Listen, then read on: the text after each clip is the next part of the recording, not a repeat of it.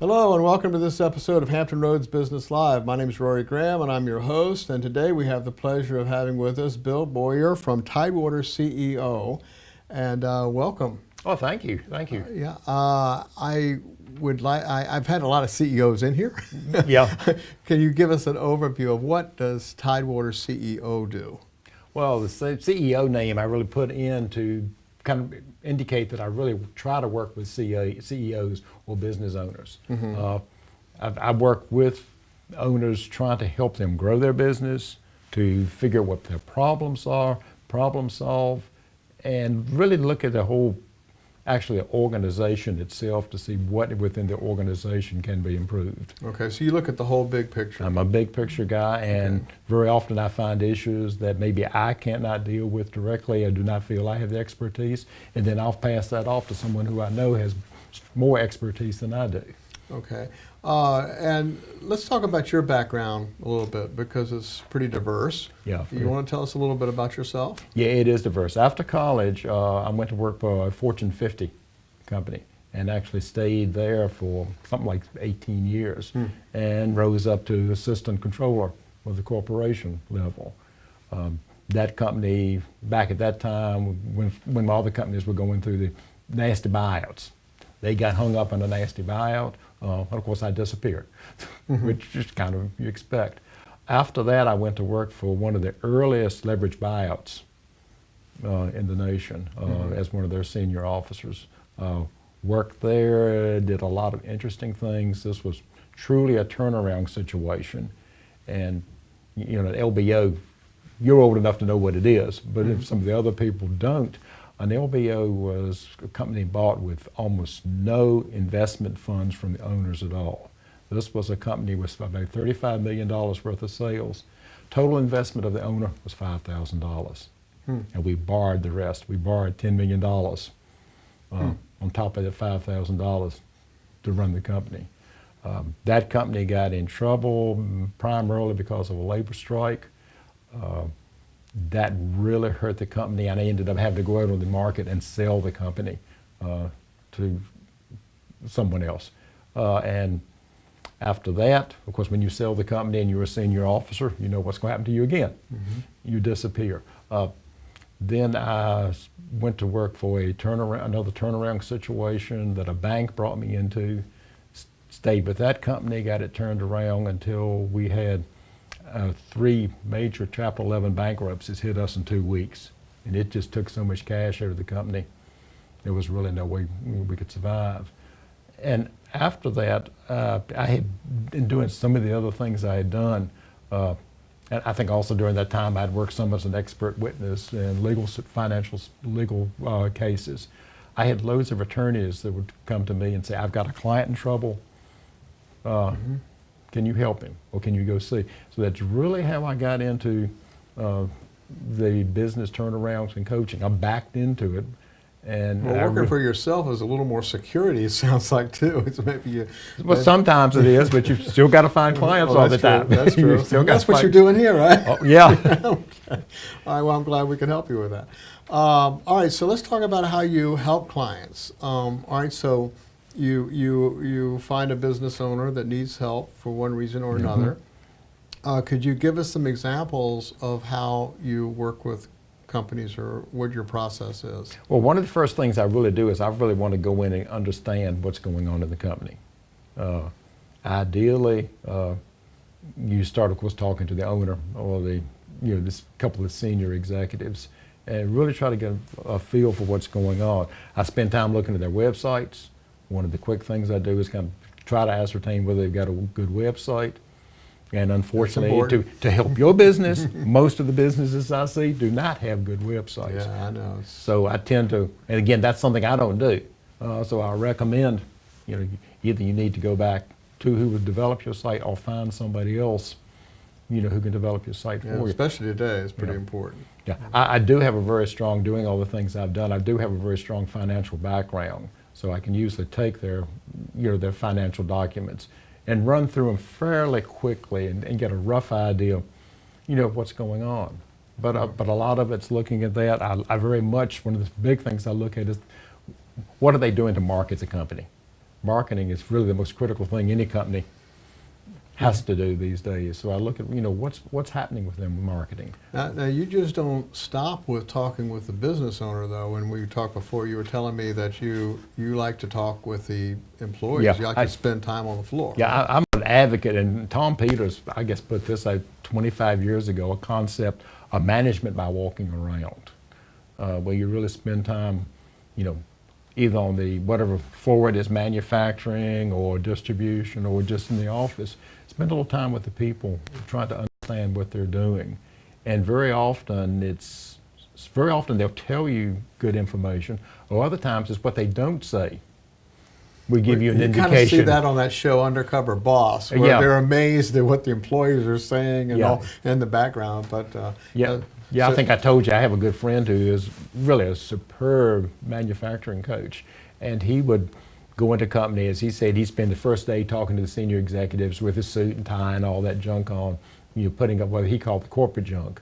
And then the rest of the time, he would dress like the employees. He'd go on the floor, spend 3 or 4 days with them, and usually come back with phenomenal suggestions. And the owners would all executives would always wonder why. And you say, well, it came from so-and-so. Right. Or this came from this person. All you had to do was go and talk and listen to your employees. They'll tell you what to do. Well, that's something I think is a good lesson for all of us. All right, so you identify a problem, and then you work with them to come up with a solution for the problem. I work as well? to come up with a solution, and then I call myself a business coach because one of the ideas is if we come up with a solution, I'm going to stay with them for a long period of time to make sure that the solution is implemented. Or if we find out the solution is bad, which sometimes happens, we step back and what do we do different? Yeah, I was going to ask you, what is your normal time span that you spend with a client? Is there a normal? I don't think there is a normal. Okay, I'd say if it's a relatively simple problem, maybe 3 months. I've got one client right now that I'm going on 2 years, and I would expect this assignment to go much longer than that. This is actually more of a true coaching situation where I'm helping this person stay on focus on his business to make sure that it's going the right direction, that he not take off on tangents. Mm-hmm. And that's a problem with a lot of small business people. They've got a good business. Somebody comes to them with a new idea that they think is great. They spend all the time playing with this new idea. It fails. And while they're doing that, the rest of their company goes downhill because they aren't watching the company. Right. Okay. And can you give us a recent example of how you helped turn around a company? Can you just kind of walk us through? You met this guy. He had this kind of a problem, and you went in and. Well, this is kind of the tough side, and you hate to hear this, but in a couple I had been in, I really found out he had the wrong people in the wrong positions. That he really was not, he was giving orders to people. They were not following. They couldn't do it, or they didn't know how to do it. Normally, my practice is not to fire somebody. Is we try to look and see, is there somewhere else in the organization where this person can be of value? Or can that person be trained? Or can that person be trained rather than termination? Because, whenever you go out to hire in the market, my feeling is no matter how many you look at resumes, how much you do as far as reference checking, it's probably a 50-50 chance of getting a good employee. Mm-hmm. So it's always better off to try and work with who you have. Very often there's somebody somewhere else in the organization that could be a good employee that just hasn't been identified. So that's one of the things I tend to try to look at more than anything is the organization. Are most company owners receptive to your ideas? Most of the time. Sometimes it takes a little extra convincing and once in a while a little bit of arguing to get it done. Okay. All right. And you are an author. You've written for Inside Business numerous articles. Right. Mm-hmm. Can you tell us a few of those articles that the last one that was published, and I think this was last week or two, was on strategic planning. Mm-hmm. Which we're going to talk about in a second. Cox and Inside Business had one of their breakfast seminars back, I think, in December. And some of the companies that were presenting there talked about how important strategic planning was to their organization. So I kind of did an article on what is strategic planning and some of the simple steps of how do you try to do that. Okay, well, since And you then- opened that door, let's go ahead there right now, because that was one of the questions we were going to talk about, strategic planning. Okay, So all right. can you tell us what is strategic planning? Strategic planning is stepping back and taking a long, solid, hard look at what is the goal of your business. What do you want to do? And if it's a small business, the goal of the owner or owners must be the same as the business. So you start back and really say, well, what do we want to do? What do we want to accomplish in the next 20 years? And not pushing to look out, 20 years. Where do you see your company going? And then you start taking, well, what big steps do we need to take to get there? And one of the other things, you may have read this in the press before, I get them to establish a BHAG, B-H-A-G, big, hairy, audacious goal. And that's something that you keep in front of them all the time. And then it's more like peeling an onion.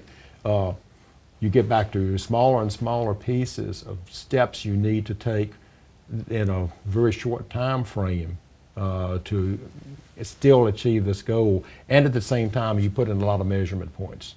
If you can't measure, what you're doing, it's very difficult to achieve anything. So it's a long process. Actually, I get the document on about 2 pages because I try to keep it simple. There are usually at most only 2 or 3 major objectives that the company needs to do. If they try more than that, they're going to get lost.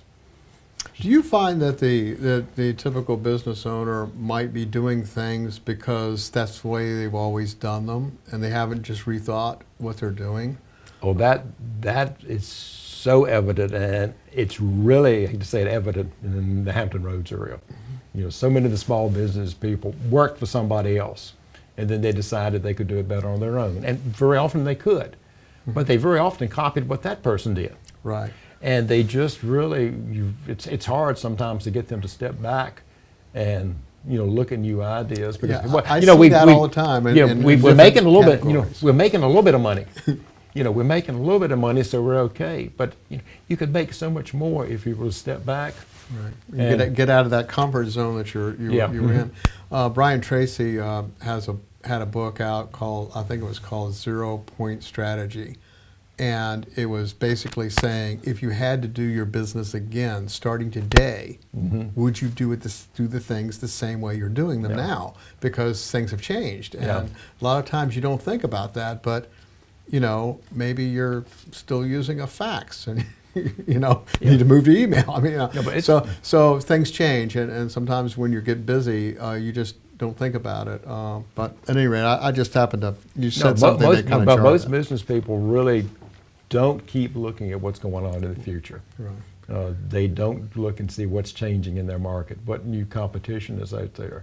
Very often, and you're in a competitive situation, and that's why I go back to the marketing side.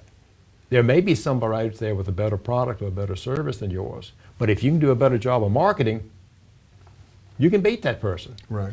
Right. And that's why And marketing I think is so we critical. were talking before this interview that the world's changed and it's become a much smaller place in a lot of ways. Now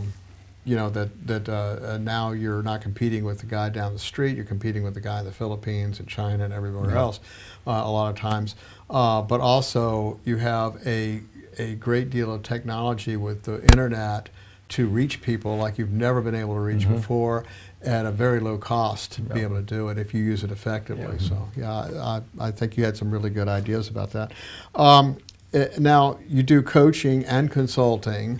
All right, so go ahead and just tell us the difference between, I think it's kind of obvious the difference between the two, but go ahead and give me the difference between coaching and Well, I kind of covered that a little bit earlier. Yeah, Coaching no. is when you go in and really stay with the organization to make sure that what you have asked them to do will work.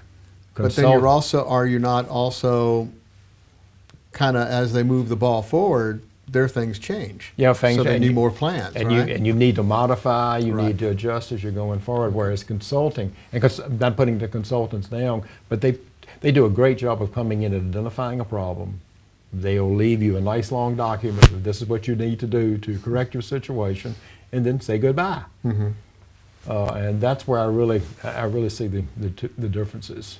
Right. Okay. All right. Let me ask you this: since you work with so many businesses, if someone was coming to you and they said, "I'm getting ready to start this kind of business, any kind of business," what are the 3 things that you would recommend that they do to be successful? Okay. First thing, they're going to come up with a cash projection of how much money they're going to need. They better add at least 50% or 100% to that, because it's always I'd say 100. it's always a lot more money to start a business than do. Then they've really got to spend some time making sure their concept is good. Just because they like it, it may not be a great concept. They've got to really spend some time looking at the marketplace. At times I recommend they hire somebody to help them, analyze the market they're moving into, to be sure you've got a good product.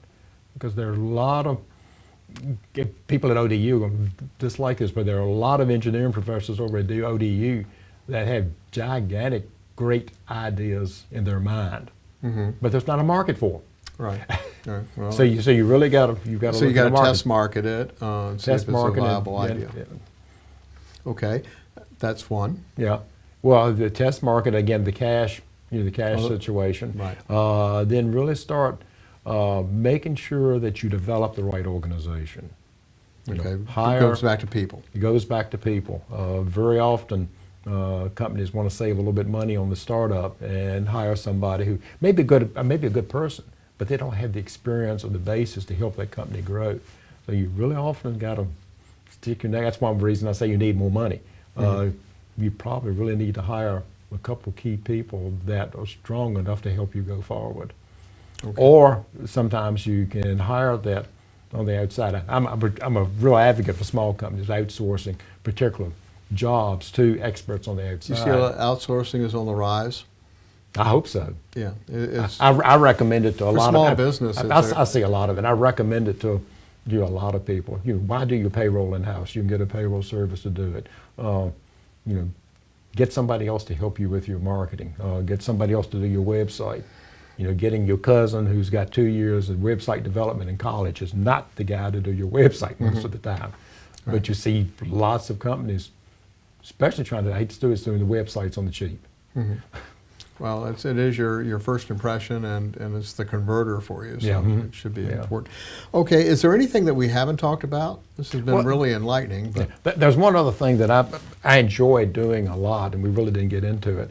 Well, we mentioned it very early. I really enjoy working with companies that are on the cusp of moving forward, that have got a good market, that they should be able to grow, and very often they don't have the organization to move it forward. Or very often, the owner will not give up any reins to anybody else to let anybody else help him, and he bogs down just because he has more to do than he can possibly accomplish. And that's really one of the things I enjoy doing the most. And probably one of the hardest things to do is get the company owner to change too. But I've had a couple clients that I've done that with, and they have really taken off and developed into extremely successful companies. Okay, well that's great.